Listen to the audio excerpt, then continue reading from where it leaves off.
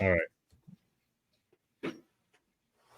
There we go. We are recording. This is now live. All your mistakes will be here for the world to see for the rest of eternity.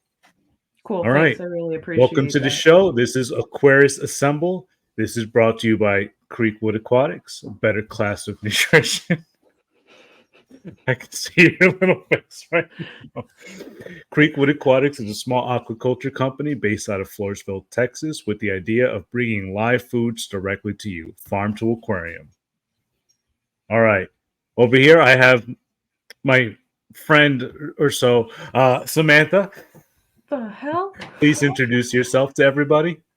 Hi, I'm Samantha, Nelson's friend, and I'm an aquarist. I work with him, for him, with him, and I've been in the Adjacent. fish, Adjacent. oh, and I've been in the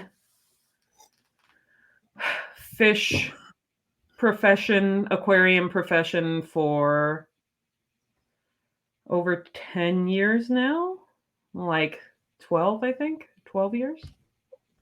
Tell us about the beginning of that journey. Um, like the beginning, like Let's what go got me back into it. to what started you on the aquarium hobby. So what started me is my mom always had a freshwater setup at home, and she had like a big 55 planted tank. I don't remember what fish she had in there because my concern was always my own little 30-gallon that she set up for me and that I was in charge of. I did nothing for it other than just pick the fish, and my mom would do everything else, and it was always just neon tetras and glass cats. And that's what got me into it. All right. What is your earliest aquarium memory? Probably that little tank, watching the little neon tetras swim around with the little strings of poop hanging out of their butts. I didn't hate that like some people did. I always thought it was really funny. But I know you get personally offended by that. So What Samantha's referring to is that earlier we were talking about um, my old aquarium set was back home in New Jersey, and my room was basically based in the sunroom. And in order to get to the backyard, people had to kind of go through my room. And occasionally, I would have stragglers walk into my side and start looking at all my aquariums. And then people would scream like, "Oh my God, what is that?" And every time I went in there, I had a 8-inch pleco who always had the longest string of poop. It would like touch like it was a 75-gallon tank, and it would like touch the end of the aquarium. So I would have to go there and tap on the glass so he shook and the little poop fell off. But it's you're just always like been a pet peeve. It's always been something you're that's always bothered me. So when like people come to my house assaulting and your my fish have aquarium. and there's a little piece of poop hanging out of my fish's butt, I always just give a little tap on the glass to make it fall off. You're like assaulting your fish and like attacking them for just doing what comes naturally. The rest of us were just embracing it and laughing about it. I'm like, But you could do that after the guests whatever. leave. You don't have to do that now. You don't have to I don't know embarrass that me in front of all my friends and family. I don't know that fish concern themselves with social niceties, Nelson. Like, I don't know about that. All right, let's keep going. Are you currently keeping any fish at home? No, because we had that big snowstorm come through 2, 3 years ago, and I lost everything in the snowstorm. And after watching all of my fish and all of the coral that I had like collected for years die, I really just didn't want to get back into it. I couldn't bring myself to like set up another tank, especially after the loss of I had an orange hammer that I like had gotten Yeah, kind those of are nice. special from an old boss. Yeah. And so like that was the one that like watching it die, I couldn't do it again. I think as a course, we all have those times where you spend all this time, all this effort, all this love, all this energy building these tanks, these exhibits for your own personal enjoyment. And then things like Hurricane Irene, Hurricane Sandy come and kind of take it all away. And there's been a few times like that where I've almost just completely walked away from this hobby. Yeah. even career wise when those things happen. But I think in time, this is an itch that doesn't go away. So I think eventually you might do it. I mean, you might have your fix, by just the job that we currently have with all those aquariums, all those fish. I think that kind of fits that niche, kind of fills that need. Um, but for me, again, I do this for a career. I do this personally. I do this for a side hustle. Um, I just enjoy the freedom, the creativity. I like to just push these boundaries as much as I can. And when you work for a big box store, if you work for a small aquarium or whatever, um, they're not your enclosures. You have to do things the way, to a different standard, to their standard. But when you get to go home, you get to do the things you want. So again, Yeah. I think eventually you'll come back around. Probably. Tanner, my boyfriend has a tank right now that he's got like a pleco and a boatload of shrimp in right now. And when he first set it up, I found myself getting way, way too into it. And I was like telling him how to do things. And I was over there like counting the baby shrimp every day, like trying to figure out how many he had. And then at some point it was just too close and I had to let it go. But so it'll You it'll know what come might back. fix that? What might What? fix that is the beta from Creekwood Aquatics. If you actually go to the Creekwood Aquatics website, here's the link just in case anyone's missing it. You can also Oh follow my us. God. You can also, Damn it, you Nelson. can also follow us on all social medias at Creekwood Aquatics. But if you browse our shop, you're going to come across all of our live food offerings. You'll come across our betas, our live fish. We also have platies, guppies, and other shrimp available. I will do it for I'm one of following the. the script. The script says Plug Creekwood Aquatics right here. Oh, So is that? thanks, Yeah, Sam. you wrote it out in the script. Yeah. Okay. Yeah, I it will literally do it says for Plug one. Creekwood Aquatics. Ah! And there's Sam. Sam is now gone. We'll give Sam a second to assemble herself.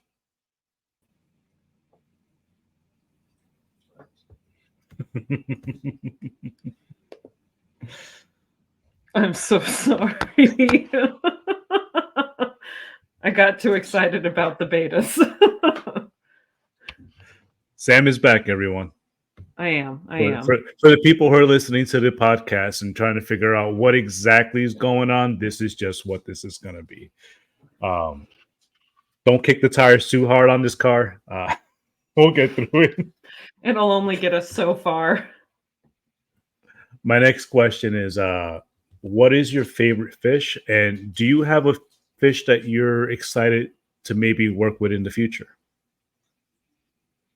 So I have a favorite fish that I work with now and a favorite fish that I've worked with in the past. And the one that I've worked with in the past is a Catalina goby. And I know you know that because I know like every other week I say the words Catalina goby to you and cold water exhibit and how cool that would be, Nelson. And you haven't listened to me yet, but I happen to know they're at a fish store in town. So I'm just going to use this to maybe like make that attempt one more time. But my favorite fish that I work with right now is probably it's the Leopoldi rays.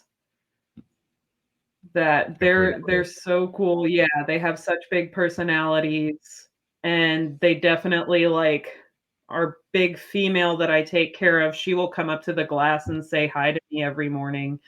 And she totally knows who I am and I can like communicate with like taps on the glass to her and all that. And so that has made me like fall in love with them. Here's a big side point referring to that. A lot of people think that fish are kind of dumb, and some are, but some fish actually have the ability to recognize the people who actually provide the care. I know puffers are a big fish that definitely do recognize people. A lot of triggers, occasionally some groupers, but even like the African cichlids, especially at my house, once you walk through the door, they all kind of just migrate towards the door and they'll actually follow you across the the threshold until they can't see you anymore, and then they kind of go back to their normal NPC like behavior. Floating.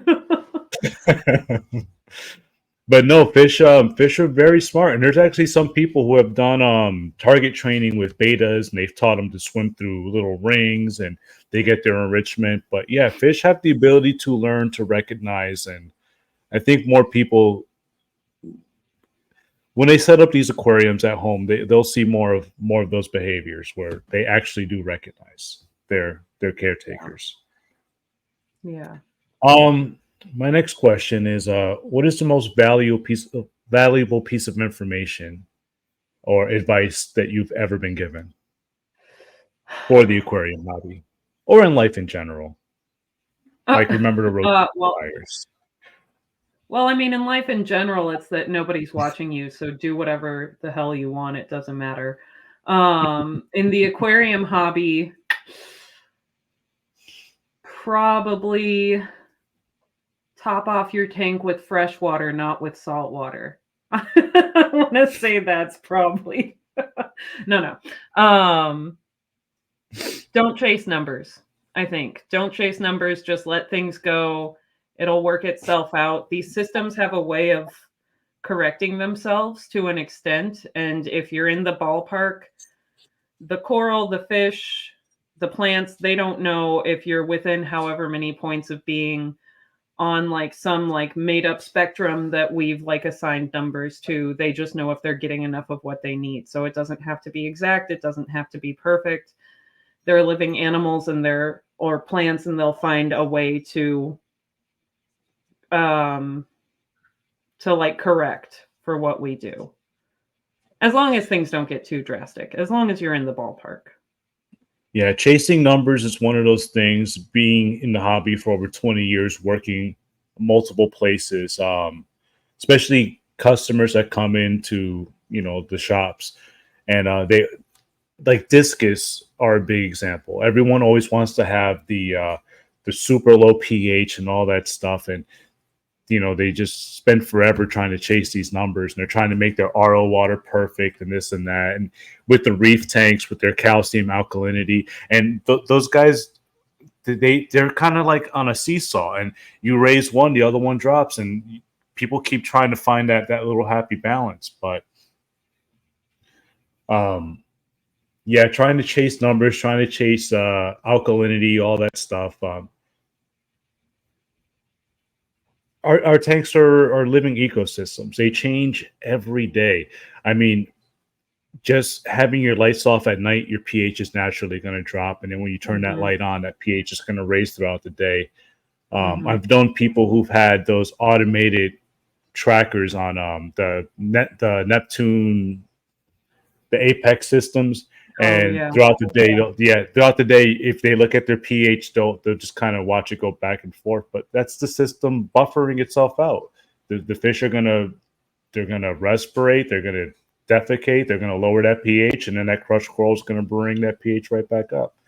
But yeah, trying to drive yourself crazy looking at testing your aquariums and doing all this stuff, it makes the hobby a lot more frustrating than it needs to be. I'm glad you brought that up. Next question is, you get yourself into these like no, go ahead. All right, I'll try to... Well, then you get yourself into these like... It's fine. There's a 2-second delay. I know. It's ask the question. So, being realistic, like, when I started my career, I didn't see myself doing this forever. When I started, this was a job straight out of high school, and I was just trying to make money to buy a card and press girls and stuff like that. Yeah, the guy working at the fish store. But I never saw myself having the success in my career that I did. So I'm in it for the long haul. But my question is like, how long do you see yourself in this type of career? Is this something that you're planning on trying to do as long as possible, or is there other goals that you might try to hit? No, this is definitely like a long-term thing for me. The job I'm in right now is known for being like kind of a physical field, and I know a lot of people put like a limit on that just because there's only so long your body can take it, but I think we're pretty lucky with where we are now that we're set up for success in that it's not too like awfully physical. We're inside most of the time, so the heat's not an issue or anything like that. But even if I were to get out of this aspect, like the animal care aspect, I'd probably go more towards management or more towards like research even or something, but I want to be involved with this field for as long as I can because it's such a fascinating field and I feel like I've like found my calling. So yeah, I'm going to be here for a little while. It's really sad and it's really unfortunate. But you know, when I interview people for positions, or even when I talk to my friends or family, whatever, I tell them I didn't get into the aquarium field to be rich. Like that's never going to happen. We do this job because we love it. It's fulfilling and it enriches our lives. Um, but like, yeah, if you think in your career, if you want to make money, maybe just fix ACs or be a plumber, be an actual plumber. Like maybe I could take my actual skills, my plumbing skills, and just become a plumber and make an actual living. I'm just going to try to marry rich. I'm not with the right person right now, but someday. um, so, do you have any funny aquarium stories? And I know you have one, and you're going to tell it right now. Oh, is this the sea Yes. monkey story? Oh. So this is another one of my origin stories, and Nelson, you're not allowed to make fun of me during this, but when I was little, we had a lady that would come to our house every Saturday to clean, just to like sweep, mop, whatever, like help tidy up. And she was a really nice lady. Her name was Maria, and she did not speak a lot of English. And for the most part, it was fine, but I had the little like sea monkey kits that you could get where it was like a little dome with like a castle inside, and they would send you the like freeze dried brine shrimp eggs, and you would add it in and like wait, and it felt like weeks, but really it was probably like 24, 48 hours. And then you could sit there and watch them like scooting around in the water. And we couldn't really like figure out a way to communicate to Maria what they were. And the first time she got to my house and the sea monkeys were like set up in the window, she thought the water was dirty, so she dumped them out and threw my sea monkeys away. And I noticed, and my mom was like, "Ooh, that's awkward. It's okay. I'll buy you more. It'll be fine. I'll explain it to her next week." And she didn't explain it to her, and my sea monkeys got thrown out again. So now every time we talk about brine shrimp at work and I have to explain to people what they are, and I'm like, those little sea monkey kits, I get to relive all of my past trauma. But she was a really nice lady. She just didn't know. I I love that story. It's kind of like I, trauma. it's my childhood trauma. It's why I like was so careful with the Noplii cultures at work. And you're making fun of my trauma like a jerk. So, what are some things that you want to do in the future? Um, and is there anything that you've accomplished that you are proud of? I mean, I'm really just proud of, well, no. Okay, you know what? Ribbon eels. At my last job, I got a ribbon eel to eat frozen food on like the second week that we had them, like within that span. And I'm really proud of that because my coworker and I sat there for like hours offering these ribbon eels, shrimp, and krill and whatever we could feed them. And we finally got them to take. And to date, that is probably my biggest accomplishment. Man, I don't get to talk about that enough. I'm really proud of that one. What was the second part of the question? What I want to do in the future? What do you want to do in the future? Convince you to get more ribbon eels and Catalina gobies. Um, but no, I think I'd like to do more coral work. I'd like to get involved with the Florida Reef Tracks corals and stuff like that, and work on propagating and helping out some of those species and getting them back introduced back into the wild and seeing what we can do there. For now, that's my short/long-term goal. Past that, I don't know, but that's ultimately my goal.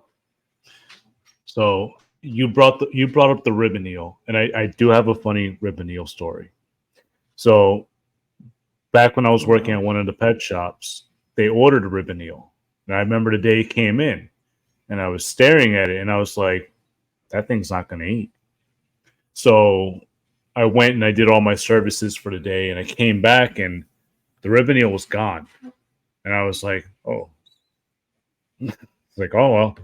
So I think a month later, I was doing my rounds to take care of all my clients, and I go to one of their homes and I look at their reef tank, and there's a ribbon eel just hanging out in the rocks.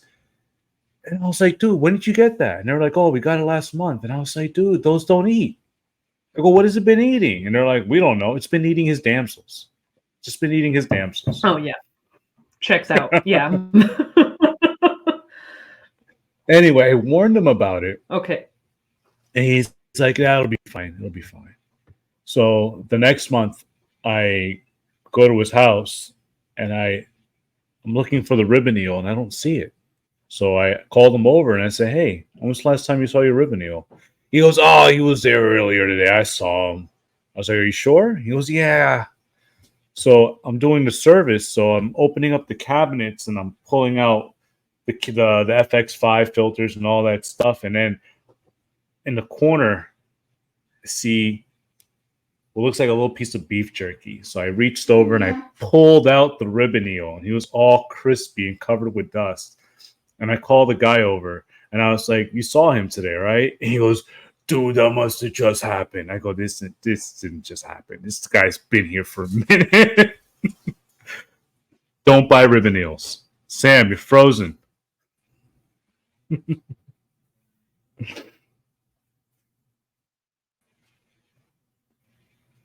There you are. You're back. Can you see me? No. No. Let's see. Oh. Here, I'm gonna pause for a second. Paused it. We had some technical Oh, okay, difficulties. good. Thank you, Spectrum Internet. Thank you, Spectrum Internet, for all the services you provide for your community. You know, At least I one have thing it that on. I always found reliable about Spectrum Internet, shots fired. Uh, the one thing I could always depend on with Spectrum Internet is that when I got home every day at 4:30, the internet would just go out. Didn't matter what I was doing. Didn't matter. Didn't matter. 4:30, internet went out. Thank you, Spectrum. Is that something your mom had set up just so you wouldn't like cause No, trouble this is when when you I moved got to San home? Antonio. So I moved to San Antonio after a full Oh, hard day of work.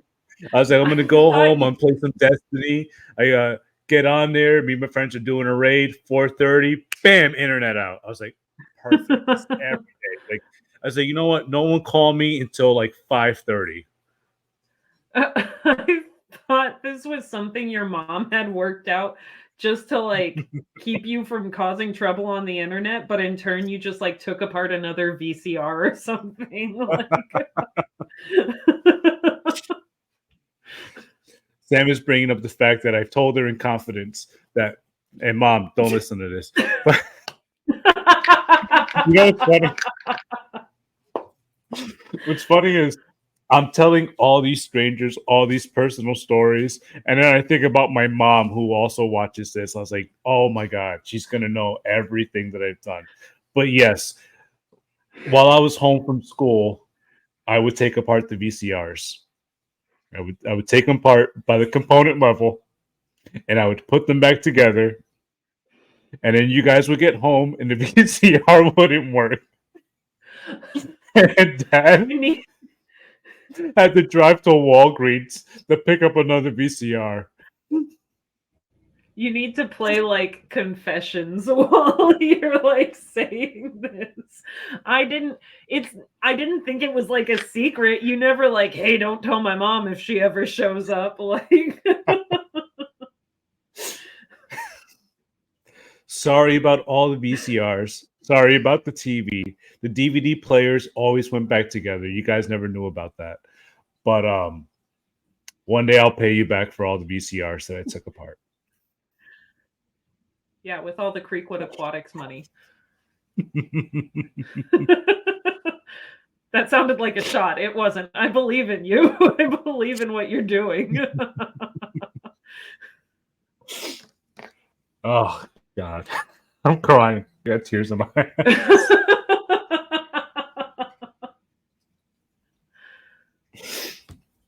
All right. Well, that pretty much ends all the questions that I have. I mean, I think we've had a good time. I probably gonna have to call my mom as soon as I end this. Is she watching? Like, is she gonna watch this as soon as it comes out? Oh my God. The last time I shot my first episode 1, I uploaded it, and at 4 a.m, it got 1 like. And I was like, who's watching this at 4 a.m? I called my mom the next day, and she goes, I was your first viewer. I left it a like. I'm like, why are that's you the up at cutest 4 thing. a.m? Isn't she a She's teacher like, I or check something? your YouTube. I check it right before I go to bed, and I check it first thing in the morning. I'm like, you got other kids. That's the cutest thing you've ever said. Don't even. That's adorable. Although it's what my mom would do too. She would want to be my first guest on my podcast if I set one up. So, All right, Sam. Last question for you. If you had to pick a food to feed your fish, what would you feed them? That's right. It would be live Daphnia from Creekwood.aquatics.com. Gonna say Vienna sausages just to trigger you. But yes, you can pick up live Daphnia, you can pick up Mona, you can pick up your rotifers and your phytoplanktons, both the marine and freshwater versions at Creekwood.aquatics.com. Website is listed below. And again, you can follow us at all social medias at Creekwood Aquatics. Thanks, Sam, for plugging our products. We appreciate it. Of course, anytime. Yeah. With your NPR voice, of course. She said she was going to say that. It's because you kept imitating yourself and you sounded like you were making announcements. This is my co-host, Pebbles. She's been with me the entire time, but Pebbles is going to wave bye to the audience. Right, Pebbles? She doesn't want to be here. Oh. And thank you, Sam.